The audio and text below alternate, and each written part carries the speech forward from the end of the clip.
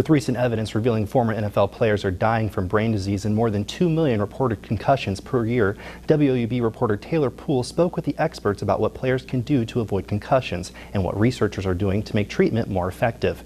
Taylor is joining us live at Ohio University's Peden Stadium. Taylor? Thanks, Alan. The academic community, sports medicine professionals, players, and athletes are all coming together to find ways to minimize these injuries and reduce their impact on the athletes.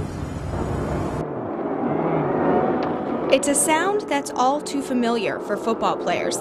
Helmet-to-helmet contact that has coaches, healthcare providers, and parents concerned. It's a 20-pound solid bowling ball on their head. It's effective to knock a player down. So players are tackling will hit with their heads. It's dangerous. We don't want them to do it. There are two keys to preventing concussions. The first is to stay hydrated. If they're dehydrated, your cerebrospinal fluid, which protects your brain, is mostly water. And so if you're dehydrated, it's less water in your system.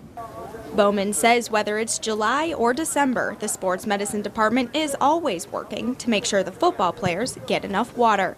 But Bowman and researchers agree it's proper technique that is a player's best bet.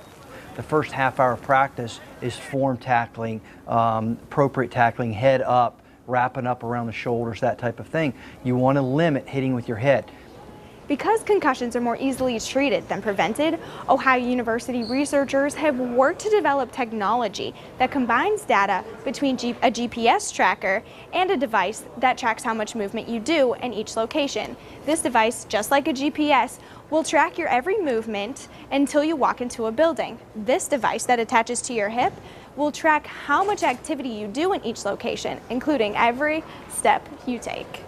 We do see, which is nice, what we expect to see when we put the devices on. We see a general building up of people moving around and doing more and going around, and which was nice to say, okay, maybe this technology really can help us with the sensitivity of how someone's really doing almost on a day-to-day basis.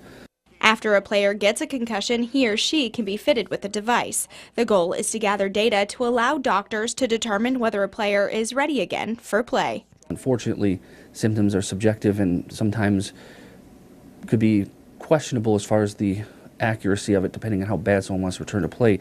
This kind of is like a validity check to say, okay, well, you're telling your symptoms are gone and I can see an increase in your function. Those kind of go hand in hand what we expect. I feel more comfortable making that return to play decision. Bowman said, though, compared to 10 years ago, research has come a long way in helping players and coaches understand the seriousness of those head injuries. The Ohio University football team only wears full pads in practice once a week. Wearing full pads in practice sometimes permits hitting that could be dangerous. Bowman says soon, though, these players may not even wear pads at all in practice. Taylor Poole, WOUB News. To read more about sports injuries and concussion research and even join in on the conversation, check out our website at woub.org/news.